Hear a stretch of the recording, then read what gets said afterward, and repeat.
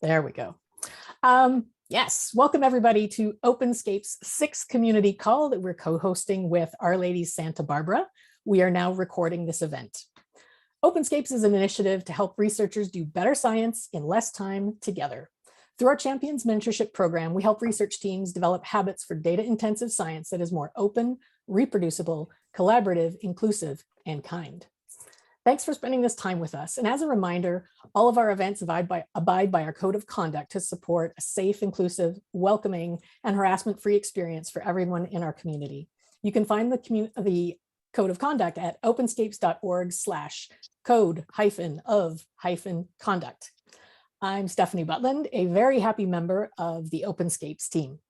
I live and work on the traditional lands of the Tk'emlúps to Secwepemc, within Secwepemcúl'uc, the traditional and unceded territory of the Secwepemc peoples who have called this place home since time immemorial.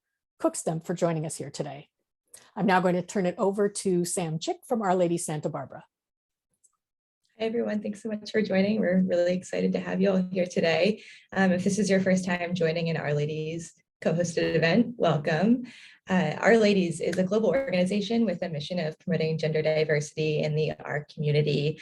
It currently comprises 218 chapters with over 86,000 members spread across 61 different countries. So we truly are very global. Our local Santa Barbara chapter was co-founded in 2018 by a number of people on this call right now, including Julie Lowndes, Allison Horst, and Jamie Montgomery.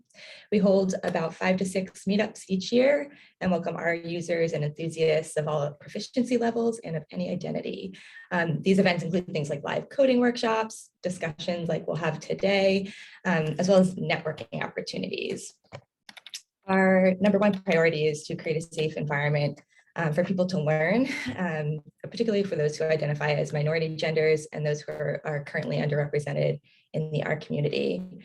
I am located in and work in Santa Barbara, which is located on the unceded lands of the Shumach people.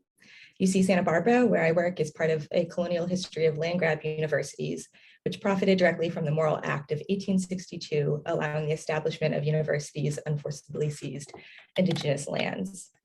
I want to turn this back over to Steph to give us an overview of the event we have planned for everyone this afternoon. Thank you very much, Sam, and thanks to RLadies Santa Barbara for co-hosting, putting this together with us. Today is going to be a mashup event combining essences of Openscapes and RLadies Santa Barbara styles. I am going to invite you, as I'm telling you about this, to join the Google Doc we have, and I'll ask Julie to paste the link into the chat, as she probably already has done. Add your name, your affiliation, your pronouns, and we ask you to identify your favorite home or office snack to inspire the rest of us. Today I'm sending a special welcome to RLadies, Openscapes community members, and anybody who's joining one of our events for the very first time. We're building a culture where we all help each other out here. We have folks who are new to coding, as well as seasoned R and Python users, and our goal is to have a first introduction that benefits everybody.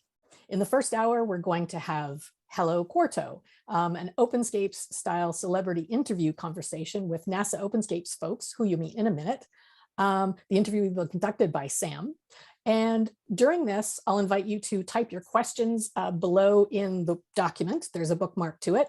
You could also type your question in the chat. And if you add your name during the Q&A session, I may invite you to unmute and ask your question to the speaker. I also, because there's such a richness of knowledge here, invite anyone to add some of your own responses to questions that people are asking. We all know something probably that someone else doesn't, so let's put it all together here. We'll be monitoring the chat throughout.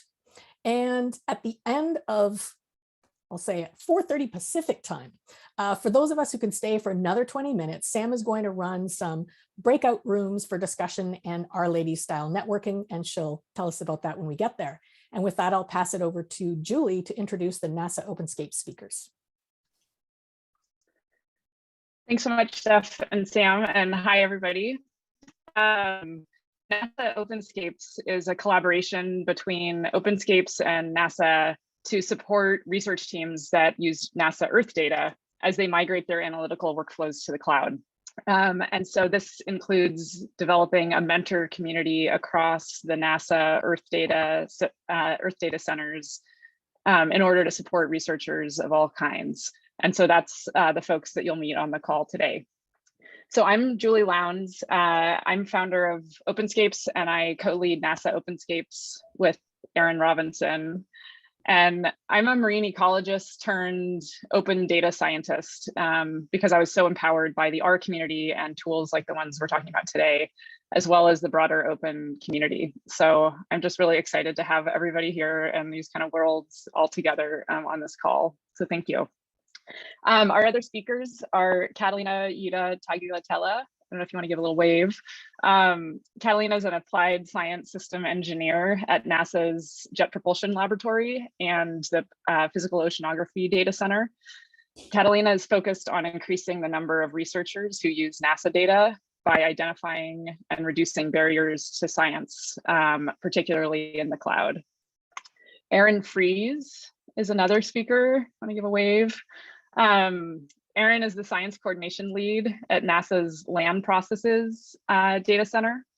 And Erin provides user needs and insights and technical support for archive and distribution, service deployment, and outreach activities, including developing tutorials, scripts, and presentations. And Amy Steiker, if you want to give a wave, Amy, is the data services engineer at the National Snow and Ice Data Center, which is another data center at NASA. And Amy specializes in creating data education, resources, tools, and data transformation services. And JJ Allaire, I want to give a wave, is the lead developer of Quarto, and he's focused on supporting technical publishing, data science, and open science, and does this in many ways as a software developer and as CEO of our studio. So I will turn it back to you, Steph.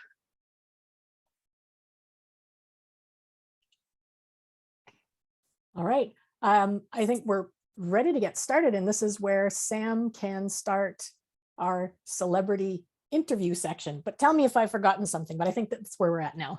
Let's launch into it. Yeah. I'm excited. So we have a number of questions. We hope that you all, like has been mentioned already, drop your questions in the chat. We want to try to answer as many as possible today, but we have a few prepared. And the first I want to direct to Julie to open us up. So Quarto is this new exciting tool, and it seems to be a lot of different things all packaged into one name. I've heard it described as a document, as a system. I think I saw Alison Horst on here. She described it as a way of life. So can you describe what exactly this tool is and why the Twitter community was so excited about it, is still very excited about it? Yeah, I think that's a great place to start. And I think that's a good description too, because I think all of those things are true. So Quarto as a document helps you have your ideas and your code and any output like figures or tables all in the same place. So in the same type of file. And it does that in this beautiful way. And then as a system, Quarto really unifies the RMarkdown world by combining the functionality of creating books with Bookdown, creating simple websites with Distill, creating slides with Sheringan into one consistent approach that really has accessibility designed into it more at the center. And so Quarto as a system is super powerful. And then it's all of that functionality is also extended beyond R, so into Python and JavaScript and Julia. And so that makes this really powerful system that basically is a way of life, because it informs the way you work and the way you think and the way you kind of rethink what's possible when you collaborate with yourself and with other people. So for me, as an R user, collaborating with other R users, Quarto basically refines my RMarkdown experience, but it doesn't feel fundamentally different, which has been like nice for me as I have started to learn it. But I think for me as an R user collaborating with Python users, it's completely changed the game for me. it's really helped us kind of reimagine how we can work together with the NASA Openscapes team. And in that sense, Quarto has been this place where we can all work together, no matter which language or coding experience we have. We have kind of this similar place to work, even though at the same time, like I can work from the RStudio software, other folks can work from VS Code or Jupyter Lab or from the internet browser through GitHub. So really people can use whatever tooling they're comfortable using already, but we can all kind of share this framework and this style of working. So I think I'm gonna screen share just for a brief second to show you, just give you a sense of what this looks like from our perspective. And this is not going to be a comprehensive full tutorial or anything by any means, so I just want you to see what this looks like for me. So this is the RStudio software, the IDE, and I've opened a new document that I saved as untitled, and you can see it has this .qmd extension. And this file is a place I can write both text here and also code in the same place. And I'll be able to, and any outputs will also be kind of in this same place. So this should, this is a really powerful way to work as a new coder, to have your text and your code together. And if you're an RMarkdown user, this should look very familiar. And the way that I think it's different is when I press this render button. One of the ways I can show you that it's different is when I press render, I can see kind of what this document could become. This is a preview of nicely formatted version of this document where also the code is executed. And so this output could become a book or my thesis or a PDF or a website. So this is kind of the beginnings of that. And something that's nice too with Quarto is there's this is maybe getting ahead of myself, this is one of my tips, but the render on save button will let me, as I edit, and if I say title in all caps and save, this is going to live iterate with me, so I can really kind of think about and see my output as I go. So as an RMarkdown user, my transition to Quarto is not like an all at once thing. I'm not going to retrofit any of my old RMarkdown files wholesale. But what I'm going to do is my new projects I'm going to do with Quarto, and they're going to interoperate with all of my old RMarkdown. You'll see there are other differences. Like this is one example where the code chunk metadata looks different from the way it was written in the past. But actually, this is something that actually looks cleaner and feels like something that I'm not going to have a hard time introducing into my workflow as I go forward. So that's just a brief, very quick just view, so you can see what Quarto looks like to me from a RStudio software perspective. And I think just the one last thing I'll say is, that question is like, do I need to stop using RMarkdown? And there's no rush to making the shift. Like I said, like this kind of starting to bring it into my workflow rather than retrofitting things, it feels really good to me. And what's really been so powerful to me is the ability to like extend kind of the experience I have and the confidence I have with RMarkdown to a whole nother world of programming and people. So it is a document, a system, and a way of life. I love that you've confirmed that. Thank you.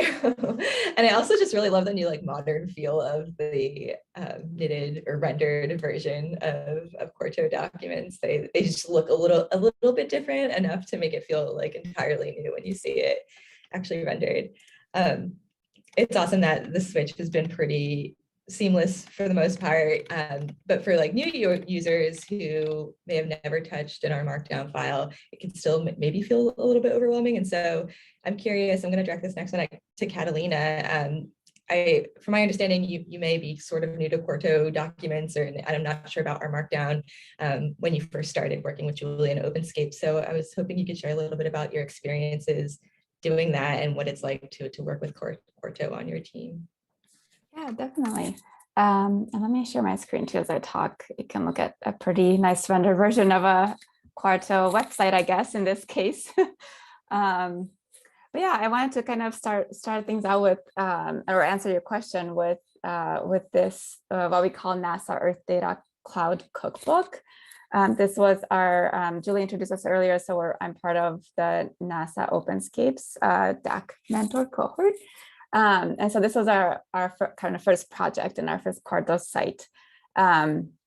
And so Julie set this up for us to begin with, but she also kind of introduced us to how Quarto is set up and how it can be deployed with the GitHub repository.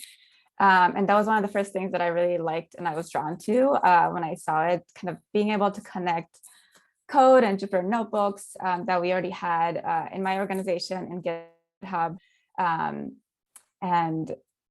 So I liked that connection with it, as well as being able to co-develop new code and new resources with my fellow DAC mentors. And so to do that, this is the website version of it, the Quarto edition. And then you can connect the GitHub repo that this is sort of built on top of through the GitHub icon here. So if I just open in a separate tab, you can see, I'll try not to scroll too fast. You can see all of our documents, our tutorial folder, and then kind of the README that's the first page of the Quarto book. And so what Quarto allowed us to do was to basically curate and organize materials from the GitHub repos that we all had or were building in a way that was easy for the data end users and our collaborators to engage with. So here on the left, you can see, I don't know if you can see my mouse or not, but if you look to the left of the screen, you kind of see a table of contents. And you basically have the freedom to design this however you'd like.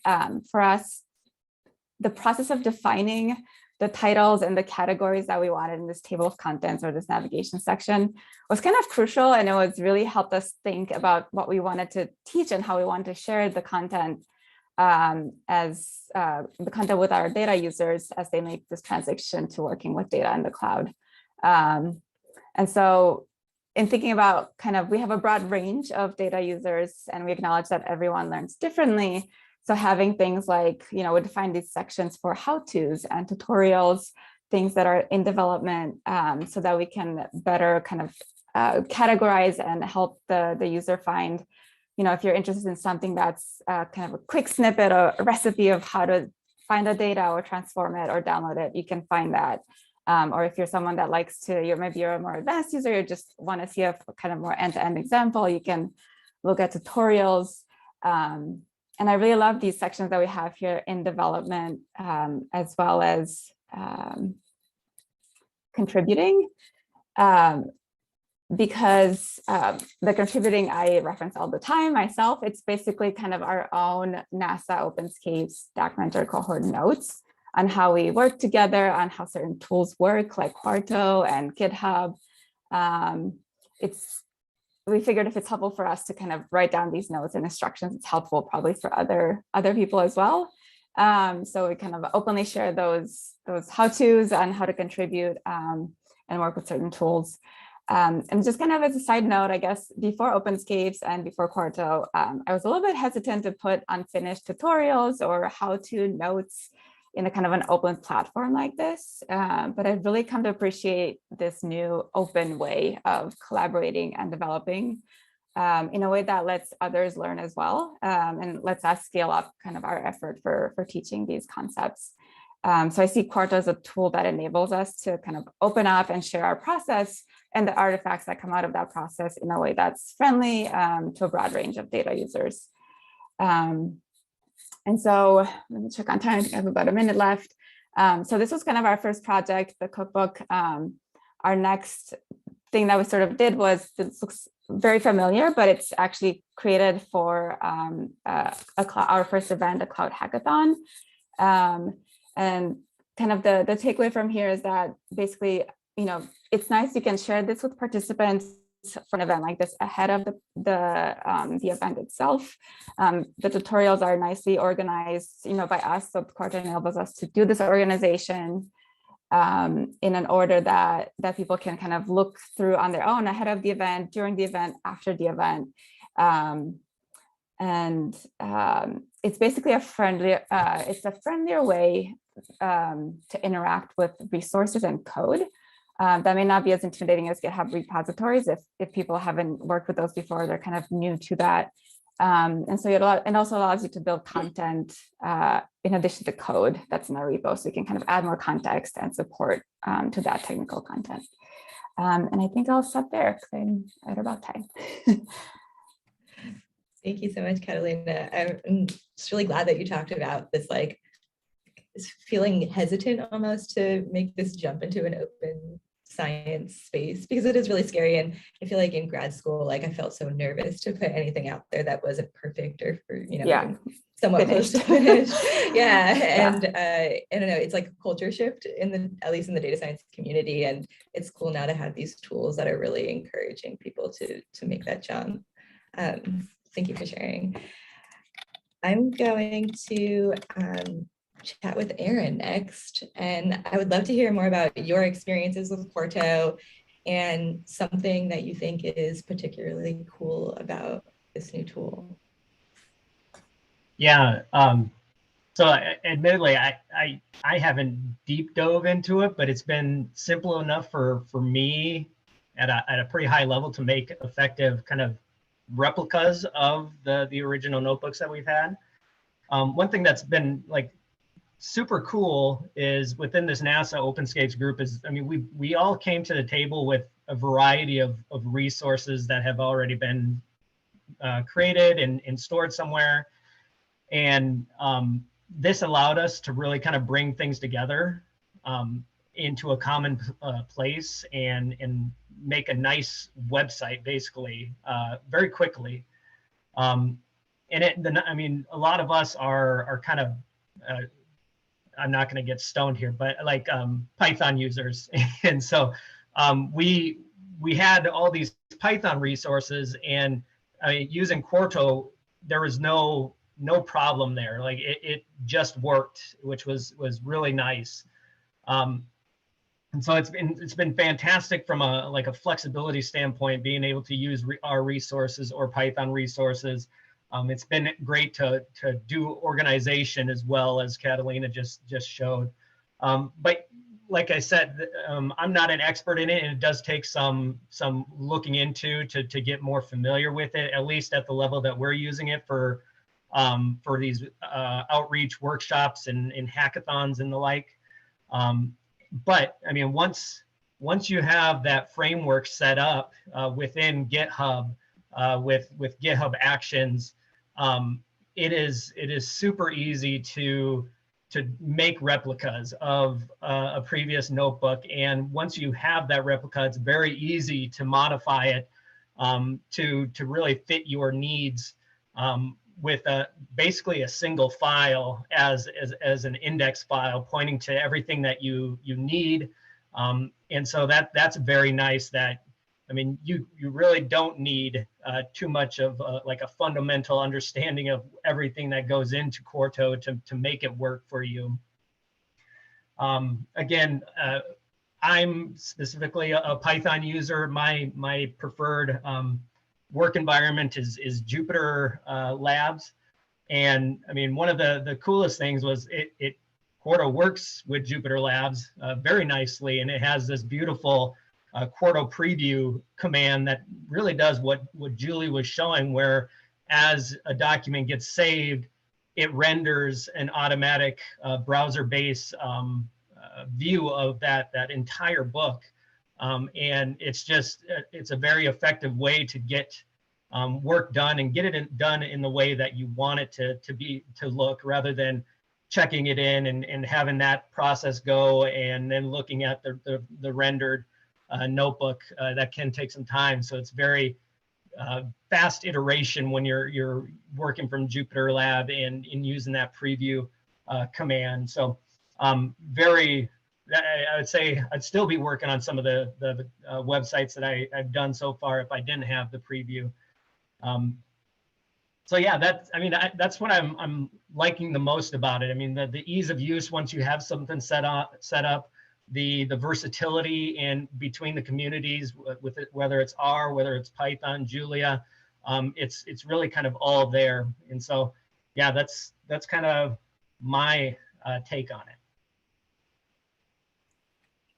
Awesome. Whether or not the divide is real, it's great to have new technology and tools that like minimizes the divide between our users and Python users or whatever language user you are. It's really cool to hear. Next, sorry, my light keeps going off. Amy, this one's for you.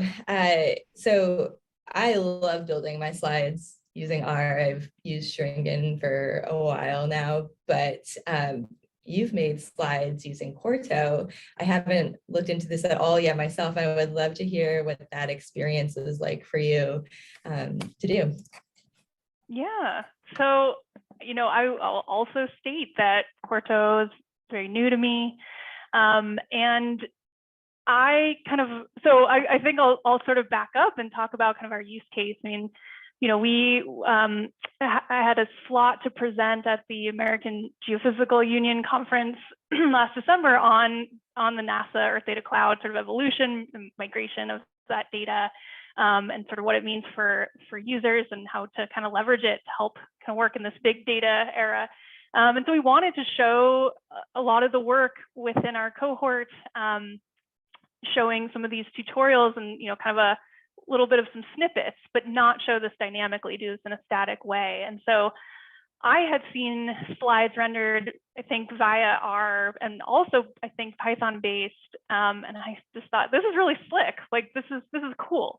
And I think I just posed the question, or maybe had, you know, showed an example. So this would be really fun. And, you know, really want to just give a lot of props to Julie for saying, like, let's try it. Like, this is a thing with Quarto. Let's see what, let's do it. We both had never done it before at all through Quarto. I'd never rendered slides like this in any form. But it just looks so cool. I wanted to give it a shot. And, you know, I will say, like, it was a genuinely fun project because we were learning as we were going, and it was so valuable to you know, try to kind of push it to its limits. And we found some things, some slight quirks. And we had JJ, you know, we had that community sort of connection and with our developers and Quarto developers to fix things on the fly for us and to point out, you know, bugs here and there. So this was in a really short time period as well. I mean, this was like a couple weeks where we kind of knew we had, you know, we could always fall back and not do this for the presentation, but we really went all in. And it was just really fun to kind of keep iterating on the fly. It really, again, seemed daunting, but it wasn't. So I think I'll reiterate what everyone else is saying, that I also, you know, am more of a Python user these days. On a personal note, my background is in R, and that's what I utilized in graduate school. So it was really fun. I want to second also the sort of game-changing, you know, interoperability between R and Python, and in particular, utilizing RStudio. That was something we played around with slides, using that preview function, that rendering function, which is so critical when you're really dealing with formatting, right? It's one thing to be for putting code together, but slides they were tricky. So it was a lot of back and forth. And without that, you know, it was like, push your changes, go to your local host, you know, it was difficult. So that was also really game changing for us as we were developing the slides. And, you know, there were a couple of hacks along the way, and again, some challenges as far as the notebook itself was. So we actually developed within a Jupyter notebook. So it was one large Jupyter notebook with a lot of sort of code snippets and images, and it was a really big file. So that was also an interesting challenge. And again, we kind of played around with how does this work in Jupyter Lab versus RStudio, and we were able to work in both environments, which was really cool. So in the end, and I know I think in the I won't share my screen since I'll kind of wrap up now, but the slides are in the doc, so you can kind of see what it looked like in the end.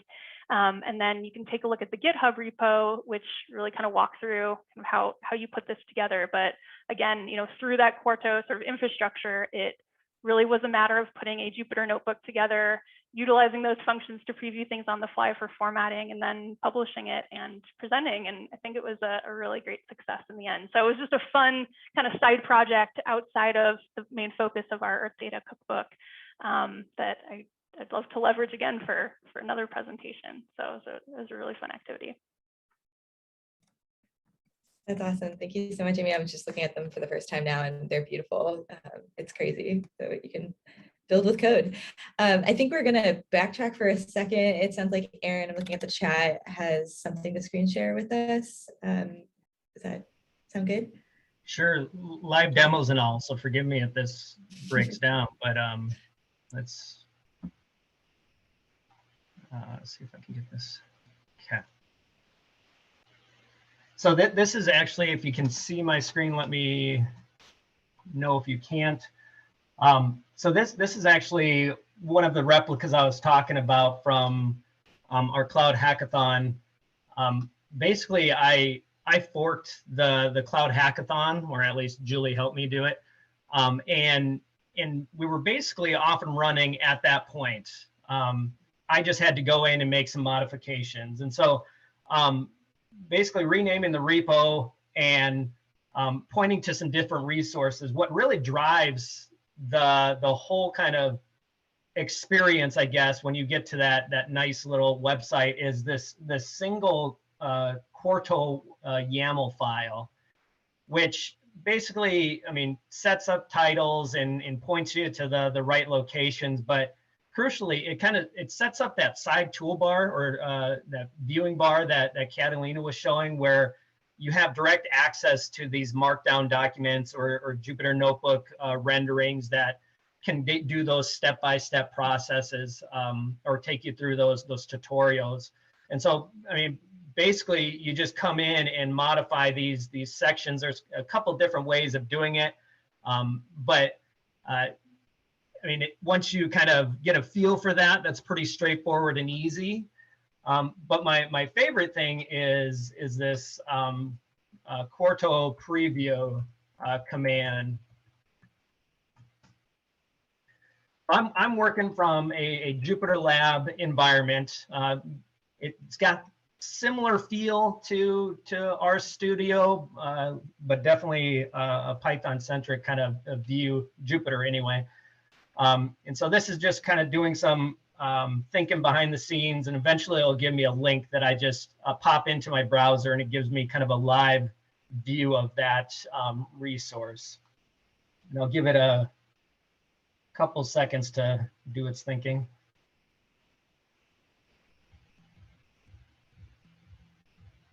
Let's see what file I want to mark. Okay. All right, so I have my URL here now, so I can grab that.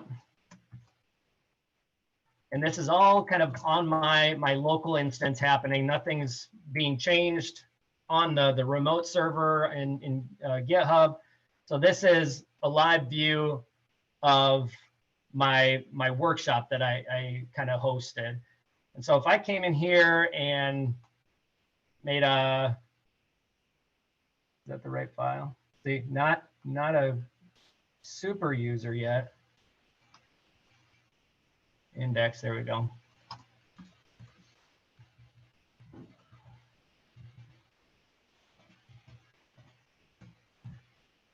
What this should do is kick off a re-rendering, and it will just update my live view automatically. So basically, it allows for rapid iteration, especially when you're dealing with markdown documents.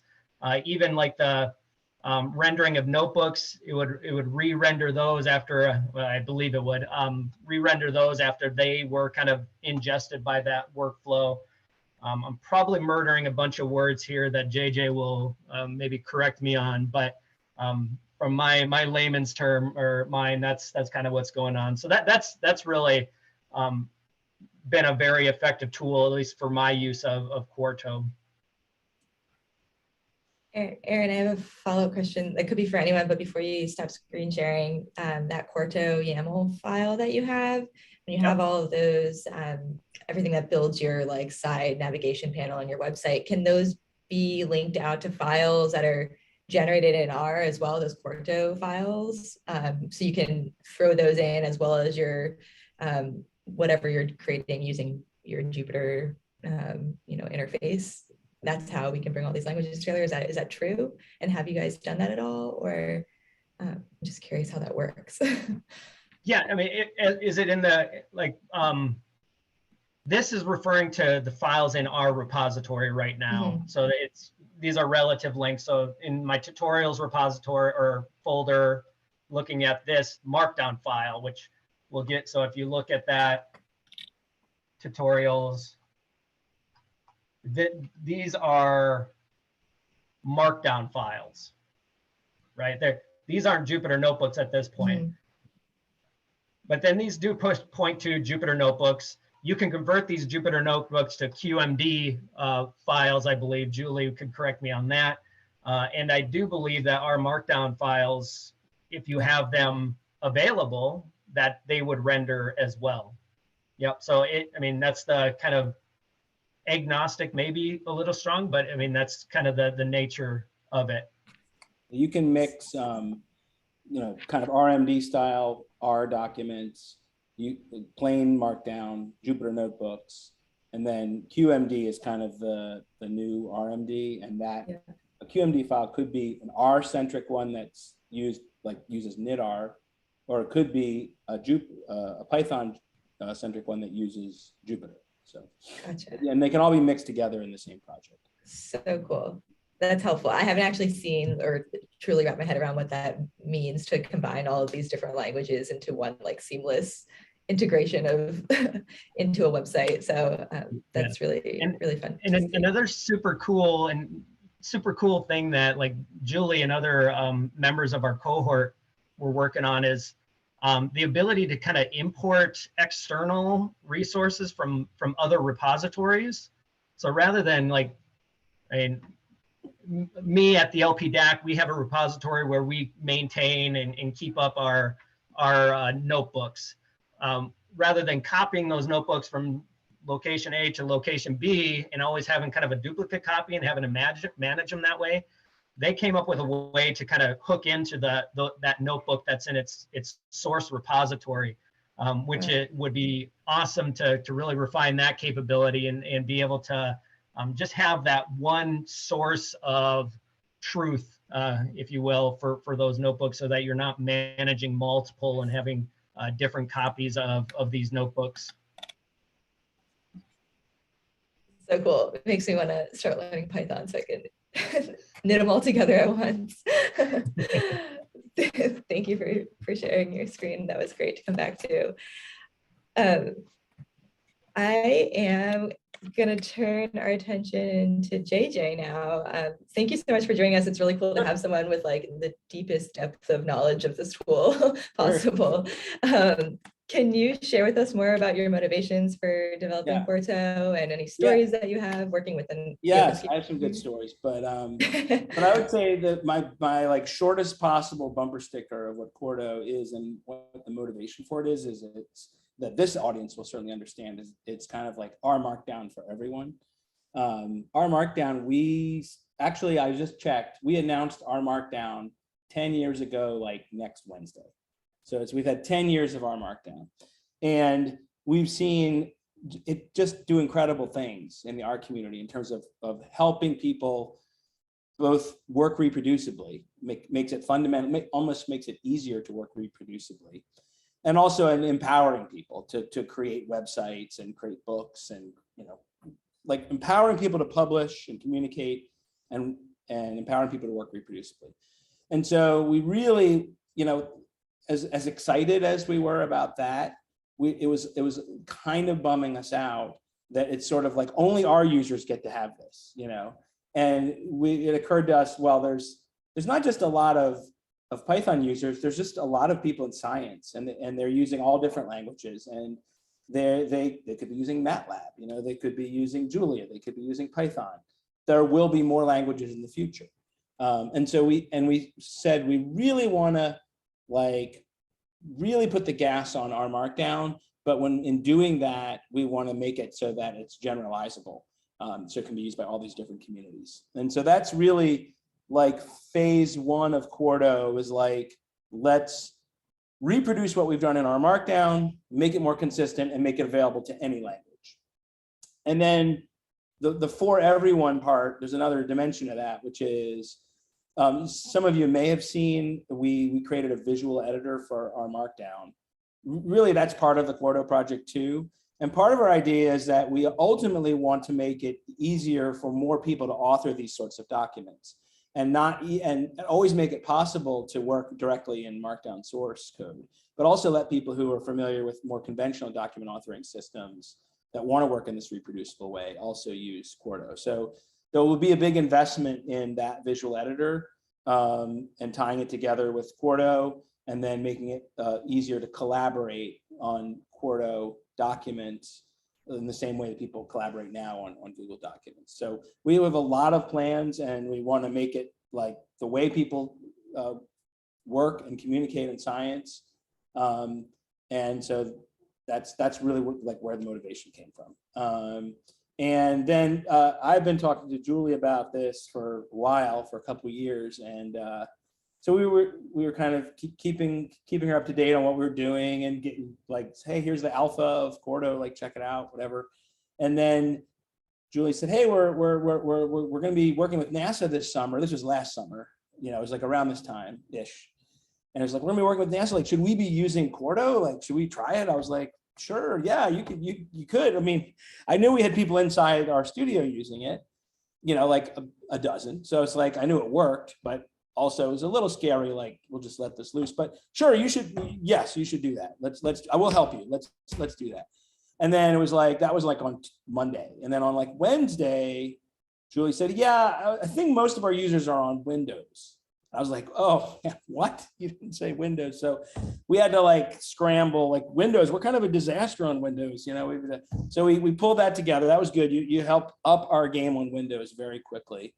And then the other thing, which is a nuanced thing that you guys helped us evolve and understand better, was there's this whole discussion when you have these like websites or books or blogs of like, when are you executing the code? Like, are you executing it only on your system? Are you executing it on GitHub Actions? Are you executing it like now and in the future, or only now? One of the things with NASA was like, they have all these notebooks and it's like, oh, let's re-render that notebook. Well, actually that notebook was connected to a cluster that used 3 methods of authentication. We're never rendering that notebook again. So don't even try, you know? So we kind of put a lot of features in Quarto about controlling when things are executed, saving execution. So it's like, wow, I've got this on my workstation, I can run this, but it's really hard for me to get everything onto GitHub to rerun it. So we've sort of put this feature called the freezer in, where you can freeze computations locally and then still have everybody else be able to build the site, even if they can't run your same computations. It really helps with like cross-language, because it's like, well, I've got my whole Python set up here, you don't, you have your R set up, but we can both still render the site because the computations get saved. So that was I'd say working with Openscapes really refined our thinking on that and made us create, like, I think, like a mechanism that's really flexible. So that was great. So, and we've continued to communicate and learn from what you guys are doing. And so it's been awesome. A very special opportunity to be able to work together with people who are using the tool in real time. Cool. It's so cool. Like, yeah. Yeah. I remember the first really call we awesome. did was like 14 NASA people, and they're all like, hey, I was like, wow, this is getting real here now. We better work well, you know, better be clear. So yeah. Yeah, that's so cool. I mean, I was just like, even just signing onto this call before everyone came into the room, Catalina was talking about like going to Florida for a rocket launch and like talking about all the things that were going wrong with the launch, and it got postponed. I was like, this is like a crazy conversation to be listening to. I know nothing about this world. And now we're bridging this gap between rocket launches and R users and Python users, and it's very exciting. All right, we have like 10 minutes left before I think we're supposed to switch activities. So I'm going to close out with just a couple more questions. I want to hear more about the visual editor because it is such a cool new aspect, at least from my experience in our studio, and something I haven't fully taken advantage of yet. And so I can open this up to anyone on the call who wants to comment on it. But like, what is your experience with the visual editor? How does it interplay with Quarto? What should I be going to the visual editor to do rather than in the source editor? I'd be interested to hear any thoughts. I'm happy to screen share and talk about it, or JJ or Mina, if you'd prefer. What do you think? Screen share. Yeah, Go for it, and I'll prepare one other thing to screen Okay, share while great. you do. Great. Okay. Well, let's see.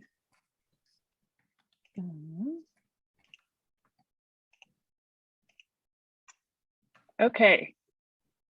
So I can just I mean, yeah, feel free to introduce with me. But this is the source view that now has a button up here, and if you want to be in the visual editor, you click here.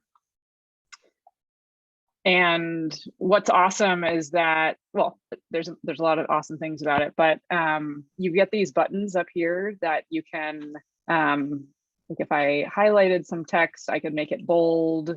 I could make it, headers or make lists. There's ways to insert tables, figures, like all of the things you could do programmatically. There's now ways to do this. And so I think it's like it's been a really friendly way to start working with Quarto without having I think particularly for new coders, because it's a really nice interface that feels with. But JJ, yeah, it's very good, like as you said, for people you're just introducing them to the concept of Markdown and computational documents, and there's just one less thing they have to learn or think about.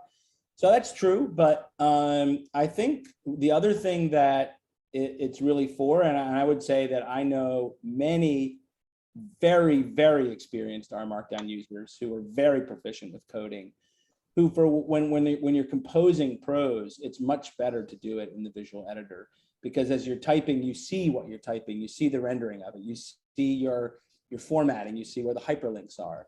And so I think for composition, like when I'm writing the documentation for Quarto, I am 100% using the visual editor. And I know, again, I know lots of extremely experienced RMarkdown users also prefer. So it's not really, yes, it is for beginners, but it's great for writing. And ultimately we want it to be like, I'm writing a scientific paper, or I'm writing a book. This is how I want to write. I prefer to write in this environment. That's our goal. That's what we're going for. So it is cool. Like one thing I have done a little bit of is I feel like this would be a cool teaching tool as well, as you could start learning Markdown syntax by first using the visual editor to bold text and then switching back to the source editor, and you could see what that looks like, which is kind of fun. Try inserting a random screenshot live and show that you can center it. My caption, alt text about my picture. So you can insert that picture and you can even resize it. That's just very cool. Yeah, the other cool thing is the citations and cross-references we did quite a bit with. So I don't know if you've got any, if you don't have like Zotero running or anything, you might not see anything. We can try it. Insert. You can try it. I don't. Try that. Try insert citation. Yeah. Okay. I don't try that and look for the URL, the DOI. Yeah, you can look. That might be an easy one. I put one in the chat if you want to copy. Ooh, okay, great. Thank you. And yes, Mina, you can take over screen No, sharing. that's okay. This is what I wanted to show. So go ahead. This is even better. Okay. Woo. So I can say insert then? Yep. And it actually made a bibliography, stuck the bib tech in it. Okay. Save it. You'll see it. You'll see the. There it is. There it is here. And then there's my references down here. Oh my gosh. Yeah. That is so cool. Yeah. Oh my gosh. So if you went back to the source, then what does that show you for like the Go for it. the image and stuff? It's just it's a markdown citation. It's the syntax. What? Cool. And a separate file has been created. That's Yeah, like a bib file. A bib file for has it. been created side by side. Where is it? Where's your Let's see. I'm not in a project here. Should have put that bib file down somewhere. I don't think so. Maybe if you should refresh. I don't know. Refresh Yeah. my There it is. session. There it Showed is. up. There's Ah. a bib. I just Cool. Okay, Yeah. there we go. made a bib. And this is what. Yep. So anyway, so that gives you an idea. Like we're going to do a lot of stuff like this to make it. So I mean, whether you care for Quarto or Markdown or if you're just writing scientific manuscripts, this is going to be this is the way to do it. That's our goal. The audience agrees if anyone looks at the chat. This is the coolest new feature. That is so cool. Huh. Anything else I can demo live?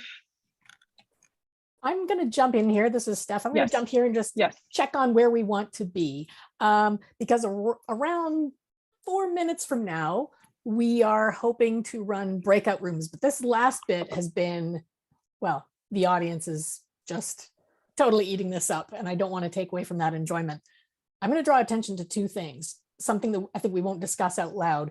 There's a spot in the document where it says, what's one small trick or idea that's had the biggest impact for your work?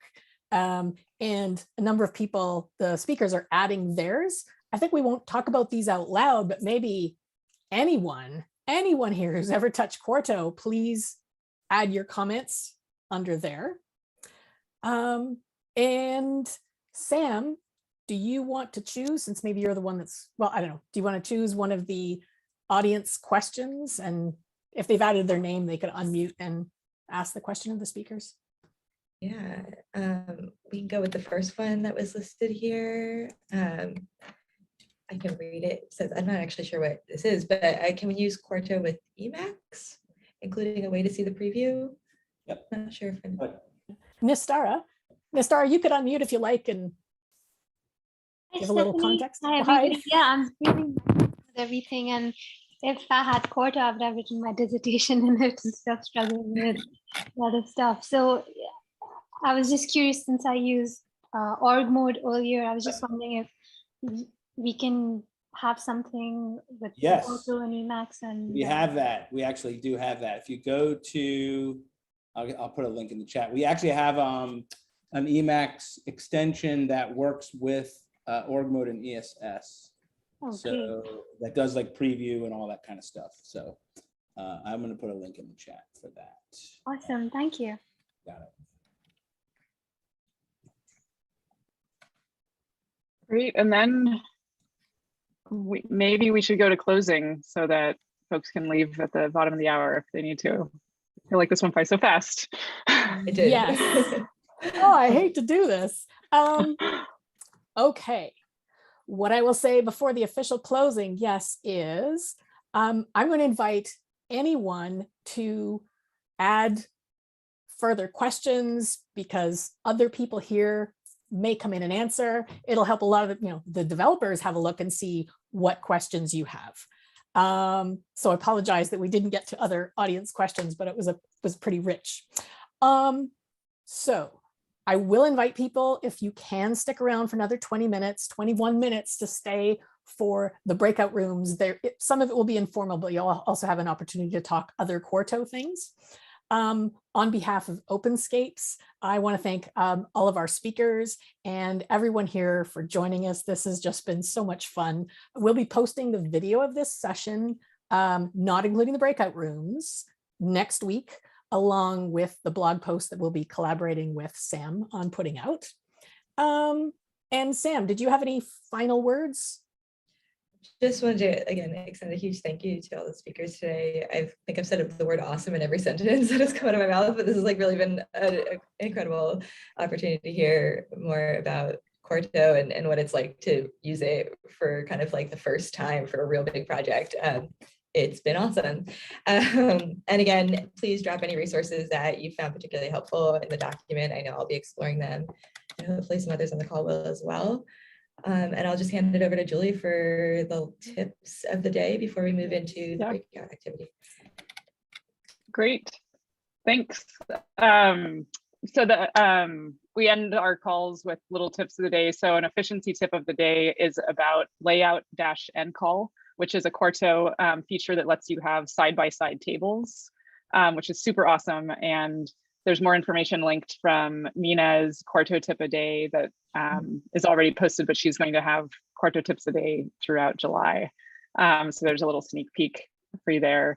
And then an inclusion tip of the day that we thought was appropriate was that sharing unwritten rules with new team members can really help build inclusion within groups. And we've certainly seen that using Quarto, like a place to write things down and share them. So, and Catalina was talking about that with the sort of contributing guide.